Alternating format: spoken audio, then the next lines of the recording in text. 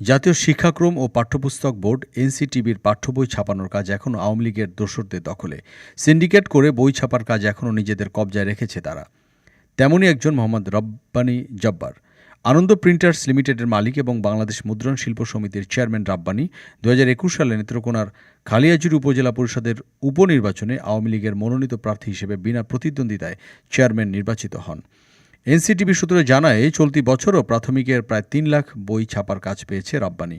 মানিকগঞ্জের সিংগাইরের বিনোদপুরে তার ছাপাখানায় এনসিটিভির পরিদর্শন টিম সেখানে গিয়ে নানা অনিয়ম পেয়েছে।